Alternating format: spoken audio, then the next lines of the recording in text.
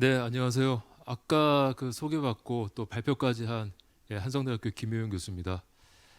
이제부터 좀 토론을 저희가 좀 진행할 예정인데요. 아까 보셨다시피 임세라 대표님은 오늘 참석을 못 해주신 관계로 아까 이제 발표해주신 박정우 자문위원님, 그 다음에 김재한 대표님, 엄정환 대표님 같이 토론을 하도록 하겠습니다.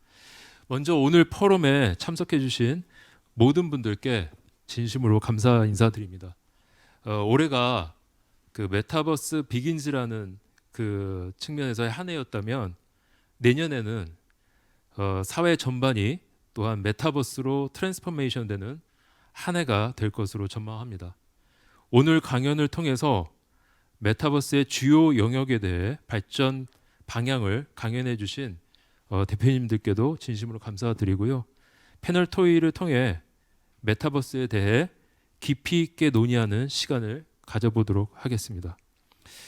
먼저 일반적인 질문이고 또 중요한 질문일 수도 있는데요. 모든 분들께 한번 같은 질문을 조금 드려볼까 합니다. 자, 메타버스가 올해 급부상하였고요. 향후에는 메타버스로 미래 경제 시스템이 이동하고 무한한 경제 영토 확장이 가능하다고 봅니다. 이런 메타버스의 기술적 진화가 사실은 이제 과거 VR, AR, 엑셀러부터 이어졌다고 볼 수가 있는데요. 그러한 정말 VR, AR, 엑셀 등과 어떻게 다른지 지금의 메타버스가요.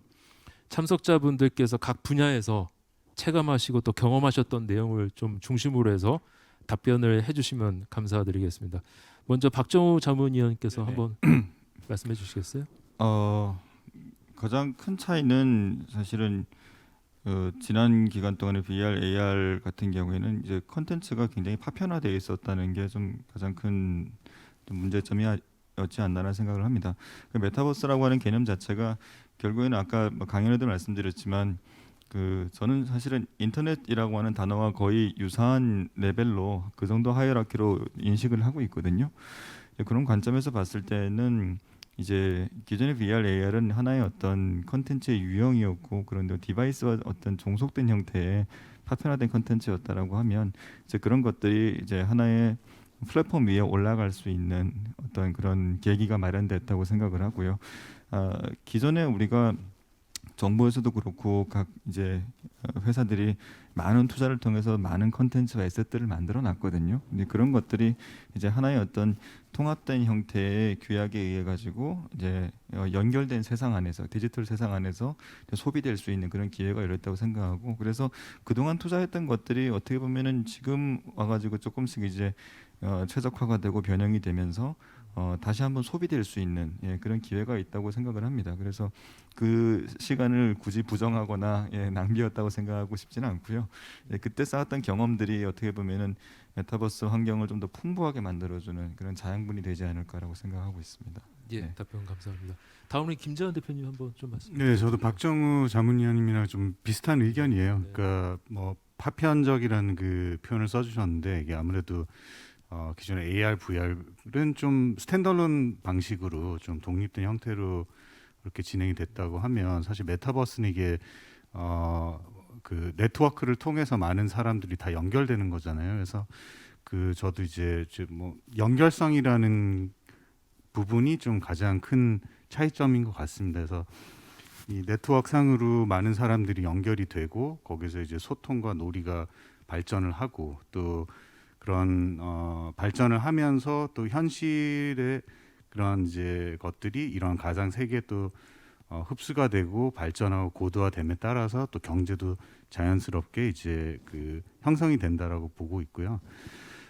그래서 연결성이라고 생각을 합니다. 그리고 또 더 메타버스라는 이것이 더 발전을 하기 위해서는 또 그만큼 이제 소프트웨어가 발전한 것만큼이나 또 하드웨어가 또 같이 발전을 해야겠죠. 그래서 지금은 좀 뭐 카툰이한 비주얼이라던가 아니면 그런 이제 로폴리곤 식으로 표현이 된다라고 하면 결국에는 이제 극사실적인 이런 그 비주얼로 우리가 뭐 레디 플레이어 원이라는 영화에서도 우리가 좀 그 많은 이제 그 기대치가 생기잖아요. 그런 모습들을 미래의 모습들을 보면서 그래서 그런 궁극적인 목표 지점까지 이제 발전을 하려면 그런 또 소프트웨어만큼이나 하드웨어 이런 발전도 좀 필요하다라는 그 생각을 합니다.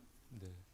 좀 전에 김재환 대표님께서 좋은 말씀 해주셨는데 저희가 이제 이전에 VR, AR, XR하고 메타버스를 구분하는 기준으로 또 이전에 스탠드얼론이 이제 기준이었다면 지금은 이제 메타버스는 서버 기준 뭐 이런 것들도 하나의 구분 질 수 있는 좋은 그 기준일 것 같습니다. 좋은 말씀 감사드리고요. 다음으로 엄정현 대표님 좀 부탁드리겠습니다. 네.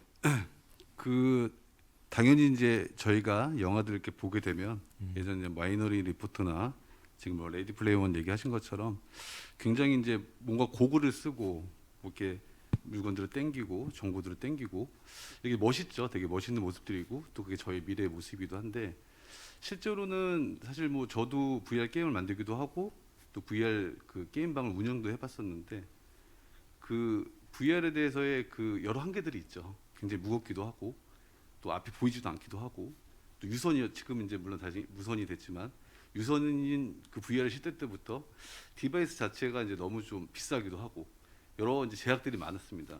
그래서 저희 같은 경우도 현재는 이제 PC와 모바일 형태로 저희가 저희 플랫폼을 볼 수가 있는데 차후 이제 더 많은 VR의 이 하드웨어의 그 개발들에 의해서 더 좋아지지 않을까. 뭐 점점점 가벼워지고 점점점 지금도 많이 좀 금액도 좀 저렴해지고 이런 부분인데 이런 발전들과 메타버스의 발전이 함께 오지 않을까 이렇게 생각하고 있습니다. 예, 말씀 감사합니다. 또 한 가지 이제 전체적으로 한번 또 같은 질문을 좀 드리도록 할게요. 자, 메타버스는 일종의 아까 뭐 저도 그런 의견들을 조금 말씀을 드렸었는데 그 일종의 새로운 미디어이자 사람이 가진 기술을 확장시키는 도구로 이제 활용되고 있죠. 자, 메타버스를 어떻게 활용하면 우리의 능력과 사회 속에서의 상호작용을 더 끌어올릴 수 있는지 그런 고민이 필요한 시점이라고 저거 볼 수 있는데요. 이런 메타버스의 비즈니스적 본질에 다 이제 비즈니스적인 부분들을 이제 활동을 하고 계시니까 메타버스의 비즈니스적 본질에 대해서는 어떻게 생각하는지 여러분들의 의견을 좀 듣고 싶습니다. 또 아까 마찬가지로 우리 박정우 자문위원님부터 먼저 부탁드릴게요. 굉장히 어려운 질문을.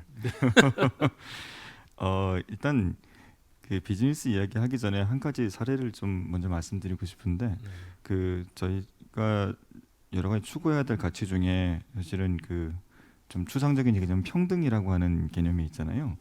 저희 서비스 안에서 사실은 그 교통 약자분이 다리가 좀 불편하신 분이셨는데 강연을 한번 하신 적이 있으세요. 근데 강연을 하시고 나서 주셨던 피드백이 본인이 그 환경 안에서는 적어도 다리가 불편하다는 사실을 완전히 잊었다라고 하시더라고요.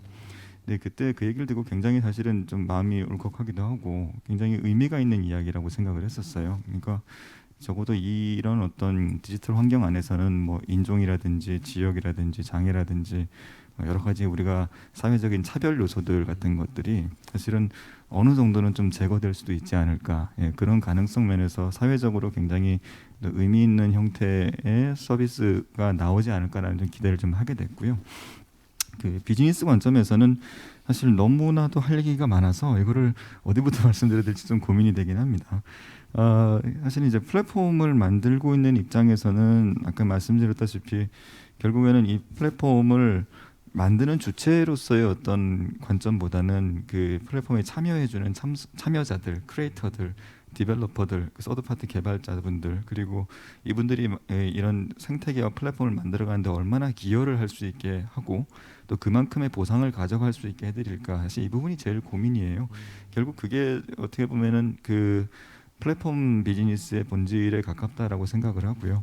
그런 관점에서 사실 준비해야 될 게 너무나도 많죠. 아까 말씀하셨던 하드웨어나 네트워크나 디바이스 문제도 분명히 있긴 하겠지만 그 플랫폼 자체가 갖춰야 되는 어떤 완성도라든지 혹은 그 안에서 유저들에게 제공해야 될 사용자 경험, 그러면 에셋들 이런 것들이 아직까지도 너무 부족하거든요.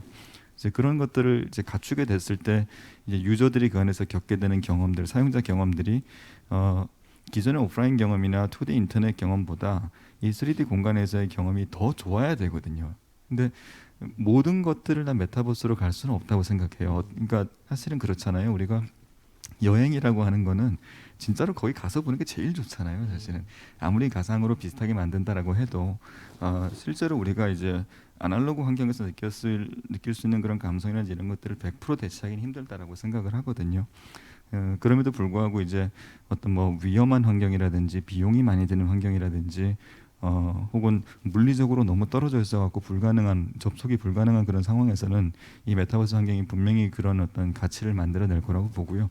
사실 거기서 비즈니스가 창출이 될 거라고 봐요. 이제 그런 모든 어떤 기존에 우리가 하기 어려웠던 것들을 가능하게 해주는 데서 사실은 비즈니스 기회가 나온다고 보고 거기서 이제 비용을 지불하게 될 거고요. 그리고 뭐 나중에는 이제 조금 더 디벨롭이 되면은 이 가상 환경 자체가 현실 세계를 굉장히 많이 모사해 갈 거라고 생각을 하거든요.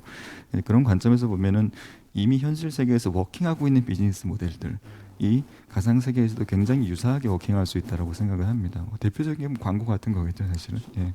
그래서 이제 그런 형태로 디벨롭이 될 거고 디지털 세계 자체는 아무래도 아날로그 세계보다는 자유도가 훨씬 높기 때문에 그런 어떤 그 물리적인 한계를 넘어선 형태의 어떤 사업 모델들이나 광고 모델들 뭐 그런 것들이 출현하게 될 거라고 생각하고 있습니다.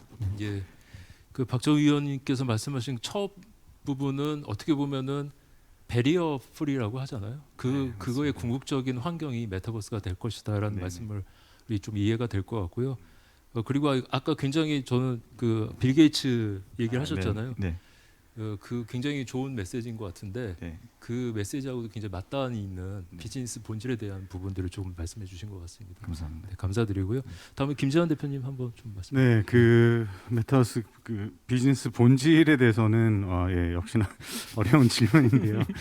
그냥 저는 그렇게 생각을 하고 있습니다. 이게 메타버스라는 게 결국에는 이제 새로운 또 디지털 그 가상 공간이잖아요. 그래서 그런 이제 가상 공간에 대해서 좀 많은 이제 집중을 받고 있고 그러다 보니까 이제 이 가상 공간에서 사실 비즈니스를 하는 입장에서는 이제 고객의 어떤 가치를 좀 우선시해야 되나라는 데 이제 좀 집중을 하고 있어요. 근데 이게 가상 공간과 현실 간에도 무언가 이제 현실에서 가치가 높은 게 가상에서는 아닐 수도 있거든요. 반대로 가상에서 좀 그 현실보다는 가상에서 좀 더 가치가 높은 이런 것들이 또 있다고 생각을 하고 그래서 예를 들어서 그런 거죠. 뭐 요즘 이제 코로나 팬데믹 때문에 더 가속화되긴 했으나 이제 그런 이제 가상 공연이라던가 아까 오늘 그 한 두세 번 나온 것 같은데 그 트래비스 스캇이 9분짜리 공연을 통해서 나흘간 이제 200억 매출을 냈다 뭐 이런 이제 것도 이슈가 되고 있는데 그런 직접 가지 못하거나 여러 가지 이유 때문에 이제 그 공연장에 직접 가지 못하더라도 어떤 그 이런 가상의 공간에서 그런 공연을 즐긴다거나 하는 것들은 또 이 가상 공간의 또 장점일 것 같긴 해요. 근데 만약에 우리가 식당에 가서 어떤 뭐 음식을 먹으면서 음식의 사진을 찍어서 공유를 한다라는 거는 사실은 그 가상의 공간에서 그런 행위를 하는 것보다는 현실에서 그런 행위를 하는 것이 더 좀 가치가 있고 의미가 있을 것 같다 뭐라는 생각이 들어요. 그래서 이렇게 현실과 좀 가상의 그런 그 가치의 차이가 어디에 있을까에 대해서 좀 많은 고민이 필요하다고 생각을 하고 결국에는 현실과 마찬가지로 이 메타버스의 비즈니스 좀 그 근본적인 이제 부분은 어떻게 하면은 이 메타버스는 지속 가능한 가상 공간이잖아요. 그래서 어떻게 하면은 사람들이 이 가상 공간에 접속을 하고 뭐 특별한 동기부여가 없더라도 매일매일 이제 접속을 하고 시간을 보내게끔 할 수 있을까를 고민하는 부분은 사실은 뭐 현실 비즈니스에도 뭐 마찬가지로 그런 뭐 고민이 필요하다고 생각을 하기 때문에 뭐 가장 좀 근본적인 거는 이제 현실과 그런 가상 공간의 그 고객 가치의 차이를 어떤 것들을 우선시 할 것인가를 좀 고민하는 게 기업의 좀 과제인 것 같습니다. 네. 오늘 사실 그 트래비스 스캇이 굉장히 유명해졌어요. 한 4-5번 정도 나온 것 같은데 앞으로는 좀 우리나라 BTS가 이런 기록들을 좀 깨가지고 계속적으로 우리 BTS를 통해서 좀 사례를 얘기했으면 좋겠습니다. 예. 그 다음에 이제 엄정현 대표님 또 말씀 부탁드릴게요. 네, 이게 사실은 메타버스가 이제 뭐 지금 코로나 이후에 되게 필요에 의해서 나온 부분도 분명 맞고요. 그리고 이게 제가 생각하는 거는 이 안에서 이제 사실 돈도 좀 벌어야 되고 재미도 있어야 된다 생각을 합니다. 이 예전에 보면은 뭐 유튜브 방송을 이렇게 봤을 때 그게 먹는 거 먹방이라고 하죠. 저희 나라 말로 먹방이라는 단어가 생겼는데 그 난 먹는 거 왜 쳐다보냐? 이게 뭐 재밌냐?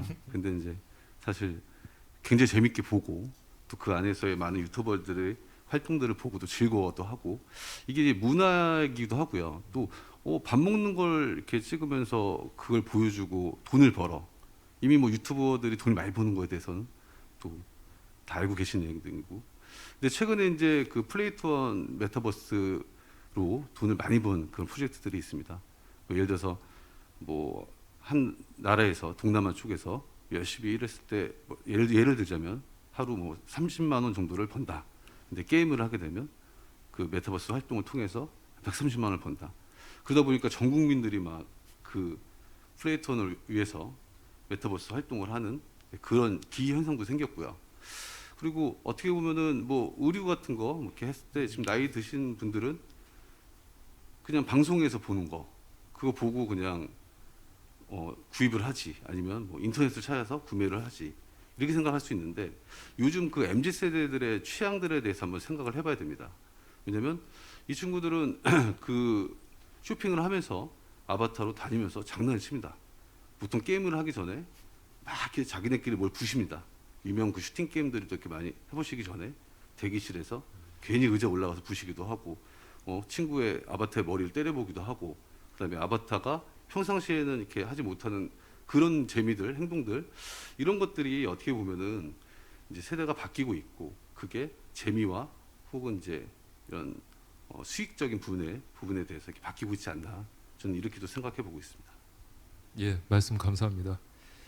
예, 지금까지는 저희가 이제 공통적인 좀 질문을 통해서 전반적인 메타버스에 관련된 내용들을 좀 질문을 통해서 좀 인사이트를 찾기 위한 그러한 어떤 과정이었다면 지금부터는 조금씩 이제 좀 세분화해서 아까 이제 발표하셨던 그런 내용을 중심으로 해서 핵심적인 내용을 가지고 조금 개별적인 질문을 드리도록 하겠습니다.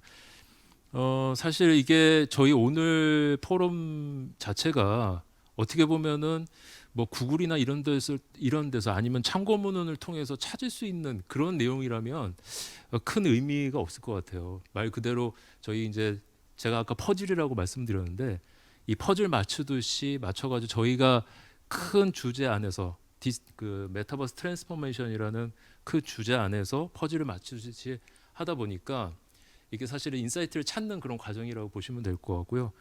그러다 보니까 질문 내용이 상당히 어렵습니다. 제가 봤을 때도 어려운데 질문은 지금까지 굉장히 잘 해주셨거든요. 앞으로도 잘 부탁드리겠습니다.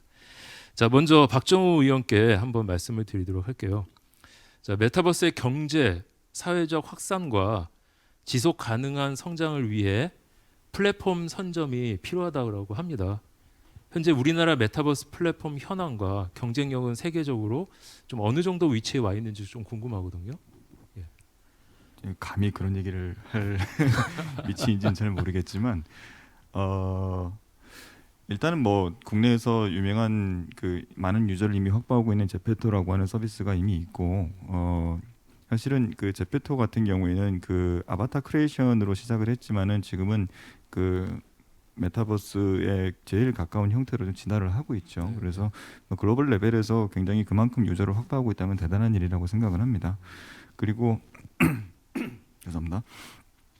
해외 같은 경우에는 뭐 워낙 예시들이 많아서 사실은 그 따로 말씀 안 드려도 너무 잘 아실 텐데 뭐 로블록스 같은 사례들도 보면은 이제 실제로 크리에이터 이코노미가 워킹을 하고 있고 그 안에서 이미 굉장히 많은 컨텐츠들이 생산이 되고 있죠. 이제 그런 관점에서 볼 때 이제 국내 서비스들이 뭐 아직까지 여러 개의 복수의 서비스들이 나오지는 않았지만 제페토 같은 수준으로 성장할 수 있는 서비스의 가능성들은 충분히 다들 가지고 있다고 생각하고 지금 여기 계신 대표님들 분들께서도 워낙 또 잘 만들고 계시기 때문에 그렇게 갈 수 있다고 보고요. 그 인터넷이랑 유사하다고 봐요. 결국 이제 인터넷 산업 같은 경우에도 각각의 버티컬 영역에서의 어떤 리더들이 존재를 하잖아요. 그런 것처럼 이게 메타버스라고 하는 서비스도 결국 그 뭐 페이스북처럼 막 전 세계를 지배하고 하는 거는 아직 한참 뒤에 얘기가 될 것 같고 그 기간 동안에는 각각의 버티컬 사업 영역에서 특성을 가지고 특화된 형태의 서비스들이 하나씩 나오게 될 거고 우리나라가 가진 가장 큰 경쟁력은 사실 게임 기술이죠. 어떻게 보면은 그 메타버스라고 하는 게 결국은 3D 공간 기반으로 구성이 되다 보니까 그 게임을 워낙 잘 만드는 나라잖아요. 우리나라가. 그리고 이제 그런 어떤 단순히 그래픽적인 부분을 넘어서서 사업 모델을 만들어내고 그 안에서 재미를 찾아내고 최근에는 이제 K 콘텐츠들이 워낙 또 IP 기반으로 스토리텔링도 잘 만들어내고 있고요. 이제 그런 관점에서 볼 때 우리나라의 가 가지고 있는 여러 가지 자원 혹은 가능성 이런 것들은 글로벌 레벨에서도 충분히 이제 워킹할 만한 그런 서비스를 만들어낼 수 있는 토양이 갖춰졌다고 보고 있습니다. 그래서 게임 쪽에 계신 분들이 이제 많이들 최근에 이제 메타버스 쪽으로도 많이 사업 영역을 확장을 하시고 도전을 하시는 것 같아요. 이제 다만 큰 차이가 있다면은 기존의 어떤 스토리텔링 고정된 스토리 기반의 어떤 환경에서 이제 좀 오픈월드 개념으로 좀 더 선택권이 넓어지는 형태 그리고 기존에 이제 몬스터만 잡는 게 아니라 좀 더 생산적인 활동을 할 수 있는 여러 가지 이제 사용자 경험들을 여러 회사들에서 만들어낼 거거든요. 근데 그러면서 그 안에서 경제 시스템이 만들어지기 시작하면은 그 자체가 이제 뭐 국내뿐만 아니라 글로벌에서도 충분히 워킹할 수 있는 서비스가 될 거라고 보고요. 그렇습니다. 그래서 뭐 저희도 뭐 교육 쪽하고 지금 뭐 컨퍼런스 마이스 쪽으로 좀 집중을 하고 있는데 이 영역에서도 사실은 뭐 국경에 제한이 없더라고요. 예. 대학교 같은 경우에도 그 국내 학생들의 를 유치하는 것뿐만 아니라 해외 유학생들을 유치하는데도 사실 메타버스라고 하는 환경이 훨씬 더 어떻게 보면 효율적일 수 있고 그리고 이 환경에서의 어떤 강의를 하실 때 기존에 우리가 오프라인에서 쓸 수 없었던 여러 가지 3D 에셋이라든지 그런 이펙트들을 쓸 수가 있기 때문에 이 환경에 맞는 새로운 교육 방법론들을 또 만들어내시더라고요. 이런 건 과정이라고 봐요. 이러면서 하나씩 서비스들이 하나씩 날카로워지고 그런 버티컬 영역들을 점령하는 서비스들이 나오면서 그러면서 이제 세계적인 서비스를 확장을 해나갈 수 있다고 보고 있습니다. 예, 말씀 감사합니다. 그리고 두 번째 질문인데요. 세 번째 질문은 없으니까 안심하셔도 됩니다. 연달아서. 두 번째 질문이 마지막입니다. 예. 자, 지금 뭐 아시겠지만 각 기업들과 많은 주체들이 지금 각자 개별로 메타버스 플랫폼을 만들고 있잖아요. 그 앞으로는 이들 플랫폼들끼리 어떤 상호 운영이 가능하도록 하는 그런 호환성 뭐 이런 것들이 굉장히 중요한 사안일 거라고 또 보여지고 있고요. 네. 이러한 우리가 이제 개방형 메타버스 플랫폼이라고도 얘기할 수 있는데 앞으로 어떻게 이러한 개방형 메타버스 플랫폼이 개발되고 운영될지에 대한 좀 제언? 네, 사실은 굉장히 고민이 많은 부분이기도 하고 아까 강연에도 제가 잠깐 언급을 했었어요. 그런 프로토콜이라고 하는 차원에서 서로 어떻게 연계가 될 거냐라고 하는 이제 부분이 숙제 중에 하나입니다. 아직까지 이제 정해진 건 없는 것 같고요.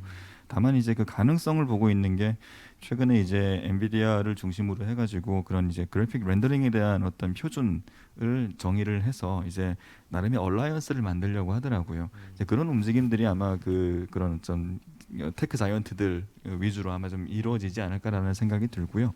그리고 사실은 아까 엄정한 대표님께서 말씀하신 그런 이제 NFT 기반의 어떤 경제 시스템을 통해서도 결국 이제 NFT라고 하는 것 자체가 디지털 에셋들을 결국은 거래하고 사용될 수 있게 하기 위한 하나의 또 장치로서 워킹을 할 수 있을 거라고 봐서 아마 동반 성장을 하지 않을까 싶어요. 그런 이제 NFT가 발전을 해 나가면서 그런 디지털 에셋들이 단순히 하나의 어떤 플랫폼 내부에 종속되지 않고 다른 플랫폼에서도 이제 유용하게 사용될 수 있는 형태. 근데 그게 되려면 결국 프로토콜이 맞춰줘야 되는 거잖아요.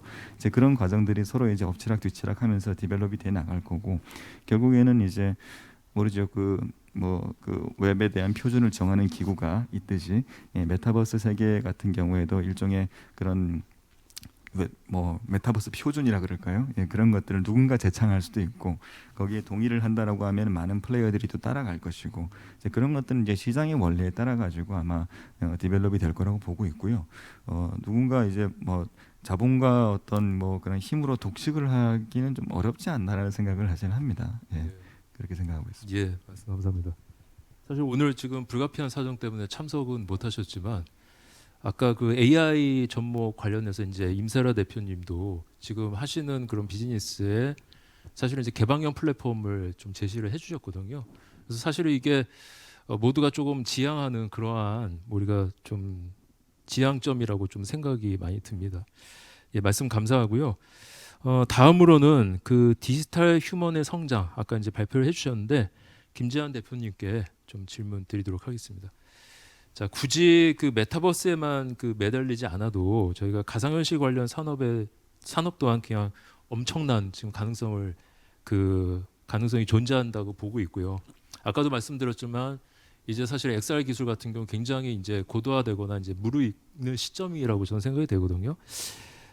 특히 아까 이제 발표하신 디지털 휴먼이 급부상하고 있는데 아까 뭐 잠깐은 말씀하셨는데 다시 한번 그 이거에 대한 급부상하고 있는 배경이나 이런 부분에 자세하게 좀 설명을 좀 부탁드릴까요? 네, 뭐 급부상하고 있는 이유는 여러 가지가 있죠. 예, 근데 그 중에 가장 이제 근간이 되는 건 아무래도 뭐 당연히 기술의 발전, 이 이제 밑바탕에 깔려 있다고 생각을 하고요. 그 기술의 발전에는 뭐 아까 말씀드렸던 소프트웨어라든지 뭐 하드웨어 개발, 그 렌더링 툴부터 이제 그런 모든 것들을 의미를 하고요. 그래서 아까 그 발표 내용에도 뭐 98년도에 제작된 이제 그 아담이랑 사이버 가수 아담과 뭐 릴미킬라 최근에 이제 몇 년 동안 제작된 이제 릴미킬라를 좀 비교를 해드렸는데 그만큼 이제 육안으로 봤을 때도 지금 기술이 많이 발전을 했고요. 그리고 예전하고 좀 달라진 게 이제 최근에 릴미킬라가 이제 스타트를 끊으면서 가상 인플루언서라는 것이 전 세계에 이제 많이 좀 퍼졌죠. 지금은 좀 많이 이제 가상 인플루언서들도 많이 생겨나고 있는 상황인데 예전에 비해서 최근에는 이제 사람들이 이런 가상 인플루언서들을 실제로 좀 자아가 있는 이런 독립된 개체로 받아들인 부분이 좀 예전이랑 비해서 좀 큰 차이인 것 같아요. 예, 그리고 특히나 뭐 MZ 세대들도 보면은 이런 이제 가상 인간, 뭐 가상 인플루언서에 대한 그런 좀 저항이랄까, 이제 반감 이런 부분들이 적은 것 같고, 그리고 또 이 가상 인플루언서들에 대한 이제 그 대중들의 반응, 그러니까 대중들의 반응에 가장 민감하게 좀 반응하는 산업이 이제 패션 쪽 산업이잖아요. 근데 아무래도 이제 가상 인플루언서들을 대중들이 그렇게 약간 좀 독립된 개체, 자아를 가진 개체로 이제 받아주는 거를 이제 패션 업계도 주목을 하면서 발빠르게 좀 그런 이제 가상 인플루언서들을 이제 모델로 사용을 하고, 그래서 브랜드 이미지와 이제 직결해서 뭔가 좀 그 앞서 나가는 그런 이제 브랜드 이미지를 만들기 위해서 이제 패션 업계에서 먼저 좀 발빠르게 움직인 것 같고, 네, 그리고 또 한 번 더 말씀드리죠. 또 뭐 엔터테인먼트 쪽에서는 트래비스 스캇, 예, 뭐 그런 이제 뭐 가상 공연 이런 것들도 상업적으로 크게 성공을 하다 보니까 이게 그 삼박자가 좀 맞은 것 같아요. 여러 가지 이제 뭐 대중도 그렇고 기술도 발전했고, 그리고 이 상업적으로 뭔가 이런 이제 그 디지털 휴먼들을 통해서 또 상업적으로 성공할 수 있다라는 것들이 이제 증명이 되면서 좀 급부상을 하고 있는 것 같습니다. 예. 이게 기술뿐만 아니라 뭐 시기, 사회 현상하고도 굉장히 밀접하게 연관이 있는 것 같아요. 제가 봤을 때는 그죠? 자, 두 번째 질문 드리도록 하겠습니다. 현재 디지털 휴먼의 경우 방송, 홍보, 엔터테인먼트 분야에서 아까도 이제 뭐 사례로서 잘 설명을 해주셨는데요. 향후에는 또한 이거 아까 뭐 디지털 아이돌, 가상 인플루언서 몇 가지 이제 사례를 보여주셨잖아요. 이거 말고도 또 어떤 산업 분야에서 좀 더 확대가 가능할지 그거에 대해서 좀 말씀해 주시겠습니까? 네, 그 이미 지금 많이 활용되고 있는 분야는 뭐 아까도 말씀을 드리긴 했는데 뭐 광고부터 영화 쪽, 게임 쪽 산업 이런 데서는 이제 또 가상 인플루언서들도 많이 이제 그 디지털 휴먼을 활용을 하고 있고 앞으로는 제 생각에는 이제 AI와 연동된 그런 디지털 휴먼들이 좀 많이 늘어날 것 같아요. 그러니까 지금은 저희가 이 영상이라던가 광고 이런 걸 매체를 통해서 디지털 휴먼들을 좀 접하고는 있지만 이런 이제 AI와 연동된 그런 이제 디지털 휴먼들이 점점점 더 생겨나면서 이게 뭐 키오스크라던가 뭐 핸드폰이라던가 뭐 집에 만약에 뭐 모니터가 있는 냉장고가 있으시다면은 냉장고라던가 뭐 TV 속으로 일상으로 이제 그런 AI 기반의 이제 디지털 휴먼들이 좀 들어오지 않을까라고 생각을 하고 있습니다. 실제로 그 인간들도 소통함에 있어서 그러니까 뭐 저희도 그 처음에는 이제 텍스트 기반의 어떤 AI를 쓰다가 지금은 또 음성 기반의 그런 이제 챗봇을 사용하고 있고 그 다음 단계는 당연히 실체를 가진 AI라고 이제 생각을 하고 있습니다. 그리고 실제로 이제 많은 뭐 전 세계 대기업들부터 해서 이제 그런 실체를 가진 그 이제 AI 기반의 그런 이제 어떤 컴패니언이라던가 아니면 비서 이런 것들을 좀 개발하기 위해서 좀 많이 그 다들 이제 열심히 그 달리고 있고 연구를 하고 있고 또 지금도 보면 이제 고객 응대를 하는 그런 분야에서도 그런 실체가 있는 이제 뭐 약간 챗봇 디지털 휴먼의 그런 이제 초기 그런 형태들이 실제로 사용도 되고 있고요. 그래서 예, 뭐 다양한 분야가 있겠지만 전반적으로 발전을 하겠지만 좀 AI와 연동되어 있는 이런 분야가 더 이제 앞으로 성장하지 않을까라고 생각하고 있습니다. 예. 그 아까 아담이라는 그 왜 디지털 캐릭터부터 이제 사례를 말씀해 주셨는데 그래서 디지털 휴먼이 이제 발전해오는 이런 과정을 보면 디지털 전환, 뭐 우리 지금 얘기하는 메타버스 트랜스포메이션의 전형적인 그런 과정들을 잘 보여주고 있는 것 같아요. 예, 말씀 감사드리고요. 다음으로는 우리 인공지능 같은 경우는 아까 말씀드렸던 것처럼 지금 참석을 못하셔서 좀 넘어가도록 하고 다음으로는 이제 NFT와 결합하는 메타버스 관련해서 나인VR의 엄정현 대표께 제가 몇 가지 좀 질문드리도록 하겠습니다. 자, 메타버스에서 사람이 많이 모이려면 아까 실질적으로 메타버스 우리 그 플랫폼도 운영하고 계시니까 굉장히 관심이 많으실 것 같아요. 어떻게 하면 사람을 많이 모을까에 대한 관심이 많이 있으실 것 같은데요. 뭐 일단 여러 가지 요소들이 필요한데 재미도 있어야 되고 컨텐츠도 풍부해야 되는데 이걸 잘하는 분야가 우리가 이제 보통 얘기하는 게 아까도 이제 게임 사례를 말씀해 주셨잖아요. 게임인 것 같은데요. 게임 커뮤니티를 중심으로 해서 메타버스가 성장할 가능성이 높다고 지금 예상이 되고 있습니다. 최근에 NFT를 적용한 게임들이 많이 출시가 되고 있고요. 큰 호응을 얻고 있습니다. 향후 게임 분야 외에 타 산업 분야에서도 좀 NFT가 활성화된다면 또 어느 분야가 또 가능성이 클까요? 일단 커머스 상품 쪽에서 네. 고가의 커머스 상품 쪽에서는 많은 분야에 여러 분야에 될 수가 있습니다. 네. 왜냐하면 뭐 저가의 상품이라고 한다고 하면 그렇게 값어치가 높지 않지만 뭐 굉장히 비싼 상태의 이제 고가의 제품들은 당연히 이제 위조가 불가한 그런 NFT가 필요하고요. 그리고 뭐 예를 들자고 하면은 뭐 동산뿐만 아니라 부동산이 되겠죠. 뭐 땅 문서가 되게 중요하지 않습니까? 지금 저희 뭐 랜드 내에서도 땅을 뭐 지금 20배, 40배 뭐 다른 뭐 그 메타버스 플랫폼의 랜드 또한 마찬가지 실정들입니다. 그리고 뭐 혹자는 뭐 실제로 경제 가치에 있어서 실물 부동산보다 메타버스에서 그 부동산이 그 경제적 가치를 많이 올릴 수만 있다고 하면 그게 차후에는 메타버스 내 부동산이 오히려 더 실물 부동산보다 값어치가 더 있을 수도 있지 않겠느냐 뭐 이렇게 말씀하신 분들도 있으시고 그래서 이렇게 중요한 고가의 그 부동산을 할 때는 당연히 이제 NFT가 필요할 거라 생각이 들고요. 그거 말고도 이제 예술 분야 쪽에서 뭐 미술품이라든지 뭐 음악이라든지 이런 분야에도 굉장히 많이 사용될 거라고 생각이 듭니다. 예, 말씀 감사합니다. 사실 이 질문지는 없는 건데요. 제가 궁금해서 하나 여쭤볼게요. 아까 사실은 대표님께서 이런 점에서 궁금하다라는 측면에서 NFT를 연결해서 말씀하셨거든요. 무슨 얘기냐면 아까 무슨 게임 회사나 뭐 이런 데가 문을 닫게 되면 내가 갖고 있는 그 아이템이나 이런 거에 대한 가치가 없어지니까 거기에 대해서 이런 거 어떻게 해야지 하는 궁금증에서 사실은 이제 NFT를 연결 말씀하셨는데 그럼 NFT는 전혀 문제가 없습니까? 전혀 문제가 없는 건 아니겠죠. 이게 계속 이어진 얘기인데 네, 약간 네. 이제 저도 이제 방송 시간이 타이트하다 보니까 뒤에 내용들은 많고 네, 네. 사실 이게 좀 빨리 정리를 하려다 보니까 설명이 충분치는 않았는데요. 네. 아까 말씀드린 것처럼 플랫폼끼리의 통합이 굉장히 중요합니다. 예를 들어서 A사의 그 플랫폼 뭐 예를 들어 검이라고 치면 거기서밖에 사용하지 못하는 거를 그 해당 뭐 게임이 만약에 서버 종료가 됐다라고 하면 이제 쓸 수는 없겠지만 잃어버리는 건 아니겠죠. 그래서 뭐 나의 뭐 월렛에 이런 것들 NFT 형태로 소장을 하고 있다가 이제 그게 이제 플랫폼끼리의 통합을 인해서 어느 플랫폼 메타버스에서 다 통용이 된다고 하면 다시 꺼내서 쓸 수 있고 잊어버린 형태는 아니니까요. 이런 형태가 돼야 된다고 생각합니다. 네. 예, 말씀을 들으니까 이제 좀 안심이 되는 것 같습니다. 예. 그럼 질문 다시 이어가도록 하겠습니다.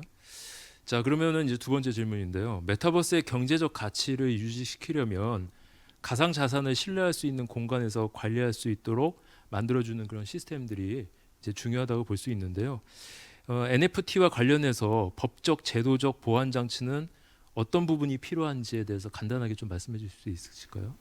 사실 지금 뭐 최근에 가상 자산에 대해서 이거를 뭐 세금에 대해서 이제 어떻게 할 것이냐 이런 제도들이 많이 또 유예도 되기도 했고, 근데 그러다 보니까 사실 NFT를 자산으로 볼 것이냐, 뭐 이제 이런 부분에 대해서 또 많이 대두가 됐습니다.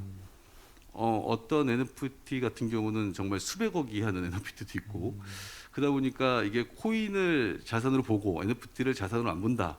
이거는 말도 안 되는 얘기고요, 사실. 그러다 보니까 이 NFT 또한 실제 실물 경제에서 똑같은 형태의 그런 자산으로 취급받는 그런 형태의 법적 규제가 마련될 필요성이 있다고 봅니다. 예, 말씀 감사합니다. 사실 아까 박정우 그 의원님께 제가 더 이상 질문이 없을 거라고 했는데 죄송합니다. 저기 질문이 또 있네요. 네네. 죄송합니다. 제가 이 질문지를 다 제대로 살펴보지 못한 불찰인데요. 이건 뭐 박정우 의원님뿐만 아니라 모든 분들께 마무리 사실은 질문이라고 보시면 될 것 같습니다. 자, 메타버스가 모든 세대가 함께 쓸 수 있는 소셜 미디어가 돼야 된다라고 이제 많이들 얘기하시는데 그런 측면에서는 사실 허들이 높으면 안 되겠죠. 기본적으로는. 근데 현재 그 메타버스 여러분들 서비스 잘 아시겠지만 사실 MZ 세대 10대들을 중심으로 한 컨텐츠가 짜여져 있다는 그런 비판도 있는 것 같습니다. 그래서 전 세대가 함께 쓸 수 있도록 어떻게 좀 그런 진입 장벽 허들을 좀 낮추느냐가 최우선 과제라고 볼 수 있는데요. 그 점에 대해서 좀 마무리 발언식으로 해서 한 분씩 좀 부탁드릴게요. 예. 전 세대가 다 쓰면 좋겠죠. 그런데 그 인터넷도 그랬고 모바일도 그랬듯이 결국에는 혁신의 확산이라고 하는 거는 수용 주기에 따라 가지고 이제 접근을 하는 거잖아요. 그래서 그런 관점에 있어 가지고 그 얼리 머저리티까지 들어가는 것도 사실 시간이 어느 정도 좀 걸릴 거라고 생각을 하고요. 레이트 머저리티가 들어오고 레거드까지 확산하는 거는 시간이 분명히 오래 걸리는 일이라고 생각합니다. 원래 그 메타버스라는 말이 나와서 이렇게 우리가 지금 얘기를 하는 거지 이런 어떤 우리가 구상하고 있는 얘기들은 사실은 원래 디지털 트랜스포메이션의 속도보다 한 적어도 제가 보기에는 5년 정도는 빨리 좀 당겨서 우리가 지금 논의를 하고 있는 게 아닌가라는 생각을 하거든요. 이제 그런 관점에서 초기 단계부터 사실은 그런 고민을 하는 거는 조금 좀 이르지 않나라는 생각도 좀 하고요.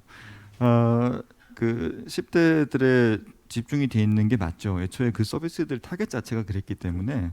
근데 그 서비스들이 처음부터 우리가 메타버스예요라고 시작한 서비스들이 아니잖아요. 그렇죠. 예. 게임 플랫폼으로 로블록스는 시작을 했었고 제페토 같은 경우에는 나랑 닮은 아바타를 만들어 줄 수 있어요가 처음에 시작이었거든요. 그러면서 이제 어느 순간 그 나중에는 제페토도 이제 그 플랫폼 자체를 VR 플랫폼이라고 불렀다가 최근에 메타버스 플랫폼으로 또 이제 재포장을 하고 있는 케이스인 거죠. 로블록스도 마찬가지일 거예요. 그런 단어가 나왔기 때문에 이제 메타버스라고 표현을 하는 거라고 생각을 합니다. 그런 관점에서 그 아까 말씀드린 것처럼 그 서비스의 다양성이라는 측면에 있어가지고 앞으로 우리가 이 3D 공간 기반의 어떤 인터넷 서비스를 만들어간다, 메타버스를 만들어간다라고 하면 결국 이제 그 서비스 안에서 주는 사용자 경험이 과연 기존의 다른 서비스 대비 더 훌륭한가, 더 만족감을 줄 수 있는가에 집중을 해야 한다고 생각을 해요. 그렇게 되면 그 버티컬 서비스들은 각각의 용도들이 있잖아요. 뭐 은행 사이트가 있고 교육 사이트가 있고 뭐 포털도 있을 수 있겠지만 뭐 커뮤니티도 있고 그런 이제 각각의 목적성을 가지고 있는 어떤 서비스의 유형들이 있다고 생각하거든요.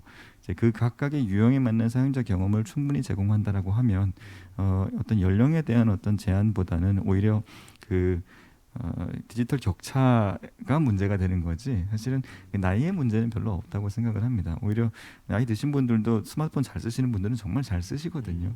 이제 그런 이제 디지털 격차의 문제라고 생각을 하고 있고요. 아직까지 그런 잘 다듬어진 형태의 그런 메타버스 서비스들이 많이 출현하지 않았기 때문에 이런 어떤 우려가 있는 것 같다고 생각을 하고요. 앞으로 아마 짧은 시간 내에 그런 서비스들은 많이 등장하게 될 거라고 생각합니다. 예, 감사합니다. 뭐 진입장벽 플러스 여기에 디지털 격차에 대한 내용까지도 같이 포함해서 좀 잘 마무리 말씀을 해주셨고요. 다음으로는 김재환 대표님. 예. 네, 뭐 이번 질문도 사실 자문위원님이랑 좀 비슷한 그 생각이에요. 그러니까 지금 사실 이 메타버스라는 게 선두 회사 뭐 이렇게 불리우는 제품들 회사는 있지만 사실은 이게 뭐 어떤 뭐 페이스북 메타 이꼬르 지금 메타버스는 아닌 거잖아요. 이제 막 뭐 사람들이 사실 개념을 잡고 메타버스가 뭐야 뭐 이런 이제 얘기들을 하고 있고 또 뭐 팀신이 대표님 아까 얘기도 나왔지만 뭐 아무도 메타버스의 궁극적인 모습 모른다. 이제 그러한 상황에서 사실 우리가 이제 그 메타버스 소위 선두 회사, 선두 제품으로 불리우는 뭐 제품들은 있죠, 사실. 그리고 대부분의 그런 선두 제품들의 사용자들은 MZ 세대가 맞고요. 예, 그래서 그렇게 아직까지는 이 메타버스가 굉장히 시장 초기고 어떠한 사실 이 MZ 세대들이 지금 대부분 그 소위 메타버스 선두 제품들의 사용자이긴 하지만 아직도 그거는 뭐 빙산의 일각이라고 생각을 하거든요. 그래서 사실 메타버스는 개인적으로 저는 그 이제 뭐 현실을 가상으로 옮겨놓은 거라고 치면 아까 뭐 좀 말씀을 하시긴 했지만 저도 현 시점에서 제일 좋아하는 표현은 인터넷의 다음 버전이다라고는 표현을 좀 가장 많이 써요. 이게 워낙 인터넷이라는 것도 사실 뭐 많은 것들을 사실 할 수 있는 거잖아요. 하지만 메타버스는 그런 거 이상으로 인터넷에서 할 수 있는 거 이상으로 하는 이제 그 가상의 공간이 될 텐데 지금 뭐 선두 이제 메타버스라고 불리는 이제 제품들은 이제 시작이 불과한 거죠. 그래서 일단은 지금 막 시작하고 있는 이런 거를 뭔가 이 전 세대를 아울러야 돼, 진입 장벽을 낮춰야 돼. 그런 거에 좀 초점을 두는 거는 좀 시기상조가 아닌가.